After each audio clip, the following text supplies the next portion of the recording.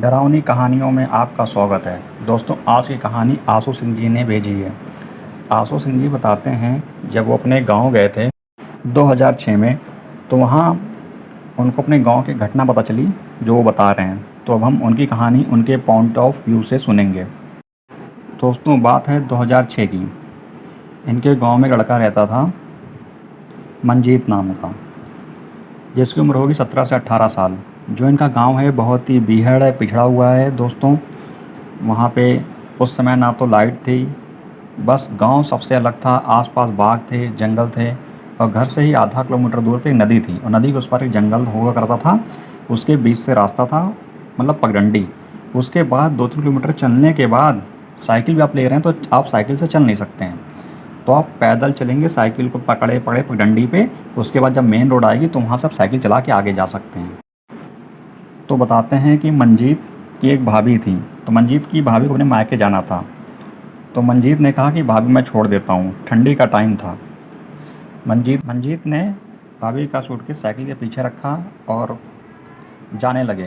पहले नदी पे गए, नदी से नाव करी, नाव से उस पार उतरे। उसके बाद मनदीप साइकिल आगे लेके जाता रहा और वो भाभी पीछे चलती रही। करीब 4 किलोमीटर चलने के बाद वो लोग मेन रोड पे पहुँचे। फिर वहाँ से ऑटो उनको पकड़ाई। उसके बाद वो अपने घर गई और वहाँ से ही मंजीत वापस आने लगा। जब मंजीत आ रहा था तो ठंडी के टाइम शाम के 7 बज गए थे। तो वहाँ पे 7 बजे अंधेरा हो जाता है। अब मंजीत जब बीच रास्ते में पहुँचा, हर तरफ अंधेरा और ठंड, तो उसको लगा पीछे कोई आ रहा है। वो चलता, फिर पीछे देखता, चलता पीछे देखता, चलता पीछे देखता, लेकिन पीछे कोई था ही नहीं। फिर मंजीत थोड़ा डरा और वो तेज़ चलने लगा साइकिल लेके। फिर उसने महसूस किया कोई पीछे बहुत तेज़ी से दौड़ते हुए आ रहा है। फिर मंजीत ने पीछे देखा, कोई नहीं था। उसका मंजीत ने हिम्मत बांधी और मंजीत नॉर्मल चलता रहा धीरे धीरे। फिर अचानक मंजीत को फिर अंदर से लगा कि पीछे कोई है जो बहुत तेज़ी से आ रहा है। उसको डर हो गया कि अभी इन्हीं झाड़ी में से कोई निकलेगा होगा और उसे दबोच लेगा या अटैक कर देगा। लेकिन मंजीत धीरे धीरे चलता रहा।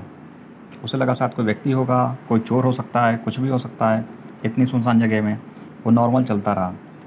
फिर अचानक मंजीत ने पलट के और मंजीत ने जैसे ही पलट के पीछे देखा, उसे एक बड़ा सा जानवर दिखाई दिया जो समझ नहीं पाया क्या है। वो अचानक साइकिल छोड़ के दौड़ने ही लगा। अब वो लगातार अपनी पूरी जान लगा के दौड़ते दौड़ते दौड़ते दौड़ते जब नदी किनारे पहुंचा, तो वहाँ बालू शुरू होती है, और बालू दौड़ना कितना कठिन होता है हम आप जानते हैं।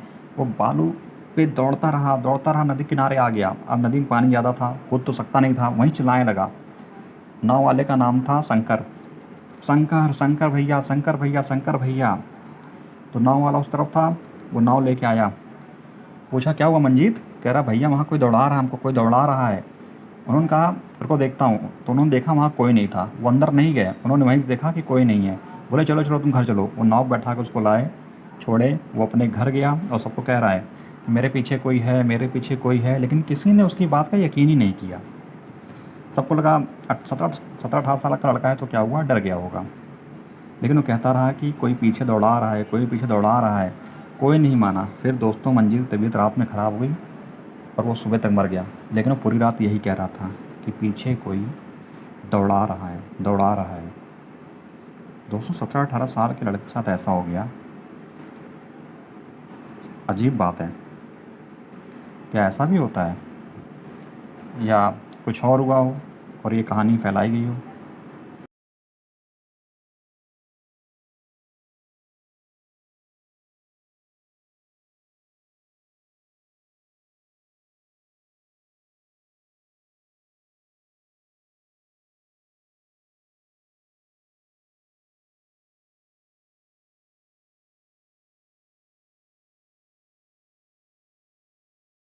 दोस्तों, आज की कहानी हमें भेजी है रमेश जी ने, और ये कहानी उनके अपने नज़रिए से है। वो बताते हैं कि साल 1998 की ठंड सर्द रात थी जब मैं अपने नाना जी के गांव गया था। उस वक्त गांव में ना तो बिजली होती थी, ना ही कोई सुविधाएं। लोग शाम के 4 बजे ही खाना बना लेते थे और 7 बजे तक सो भी जाते थे। चारों तरफ गहरा सन्नाटा छा जाता था। मैं अपनी नानी जी के पास लेटा था। नानी जी ने कहा रात में टॉयलेट जाना हो तो मुझे बताना। अकेले बाहर मत जाना। मैंने हाँ में सिर हिला दिया। फिर कुछ देर बाद मैं सो गया, लेकिन रात के बीचों बीच मेरी नींद खुली। मुझे टॉयलेट जाना था और बिना बताए मैं घर के बाहर खेत की तरफ निकल गया। जैसे ही वापस मुड़ने लगा, मुझे अचानक महसूस हुआ कि मेरे पैर हिल नहीं रहे हैं। मैं बोलना चाहता था, चिल्लाना चाहता था, लेकिन आवाज़ भी नहीं निकल रही थी। मैं बुरी तरह डर गया। तभी खेत में मैंने एक बुजुर्ग आदमी को देखा। वो लाठी लिए धीरे धीरे मेरी तरफ बढ़ रहा था। जैसे जैसे वो पास आता गया, मेरा डर बढ़ता गया। मैं भागना चाहता था, मगर भाग नहीं पा रहा था। ना आवाज़, ना हरकत, सिर्फ डर ही डर। और फिर जब वो बुजुर्ग मेरे बिल्कुल करीब आया, तो मैंने उसके चेहरे पर देखा एक अजीब सी शैतानी मुस्कान। मेरे होश उड़ गए। मैं ज़ोर से काँप उठा और फिर बेहोश हो गया। जब होश आया तो मैं अपनी नानी जी के पास था। सुबह हो चुकी थी और मुझे तेज़ बुखार था। नाना जी ने एक जानकार से मेरी नज़र उतरवाई और डॉक्टर को भी दिखाया। अगले दिन मैं कुछ ठीक महसूस कर रहा था। जब मैंने सारी बात नाना को बताई तो उन्होंने कहा, जिस ज़मीन पर तुम गए थे वो उसी बुजुर्ग की थी। वो अपनी ज़मीन से खुद से भी ज़्यादा प्यार करता था, लेकिन रिश्तेदारों के झगड़े में उसकी हत्या हो गई थी। और तभी से जो भी रात में उस ज़मीन पर जाता है वो उसे डराने आता है। वो किसी को नुकसान नहीं पहुंचाता, बस अपनी ज़मीन नहीं छोड़ता। दोस्तों, ये थी रमेश जी की डरावनी कहानी। कैसी लगी हमें कमेंट में ज़रूर बताएं। और अगर आपको ऐसी और कहानियाँ सुननी हैं तो हमारे चैनल को सब्सक्राइब कीजिए और वीडियो को शेयर करना मत भूलिएगा। धन्यवाद।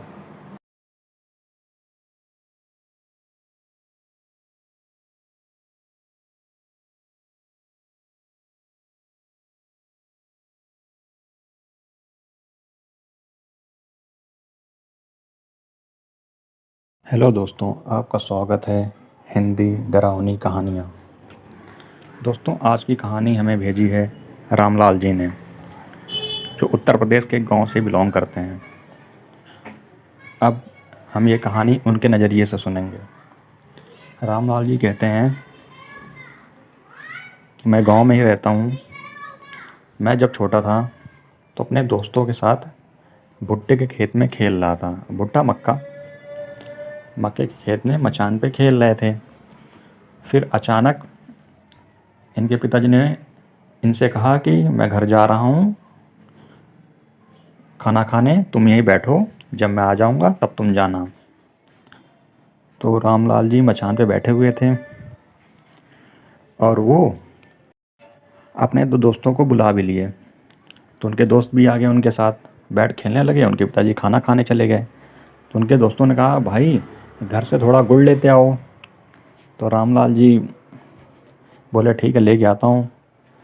दोपहर का समय था। रामलाल जी मचान से उतरे अपने। अच्छी धूप खिली हुई थी, रास्ता भी साफ़ था, बस ये था सुनसान। तो जैसे रामलाल जी मचान से उतरे, अपना खेत पार किया और पगडंडी से होते हुए आगे बढ़े एक पुलिया के पास, जिसे लोग कहते हैं कि वहाँ कोई रहता है, जो दिखता नहीं है लेकिन रहता है। तो वहाँ से रामलाल जी अपने घर गए। कुड़ लेके जब आ रहे थे, रास्ते में उस जगह ही जैसे आए, वहाँ पे अचानक से उनको दिखाई देना बंद हो गया। फिर उनको ऐसा लगा जैसे किसी ने पटका। वो जब घास पकड़ रहे थे तो घास उखड़ जा रही थी और वो चिल्लाने लगे, रोने लगे। तो इनके दोस्तों ने देखा। तो जब उनके दोस्त भाग के आए तो वो बताते हैं कि रामलाल जी ज़मीन पे घास उखाड़ के ऐसे लौट रहे थे, जैसे इनको किसी ने बहुत ही बुरी तरीके से पटक के मारा हो और पटका हो, और उनको दिखाई देना बंद हो गया था। तो उसके बाद उनको उठा के घर ले गए सब लोग। उसके बाद उनके लिए पूजा पाठ हुआ। उनको लोगों ने ओझा सोखा को दिखाया, डॉक्टर को दिखाया, तब जाकर वो सही हुए कुछ टाइम बाद। दोस्तों, ऐसी भी घटनाएं होती हैं जिस पे यकीन करना ही मुश्किल होता है। ऐसे ही और कहानियों के लिए आप चैनल को सब्सक्राइब करें, लाइक करें। धन्यवाद।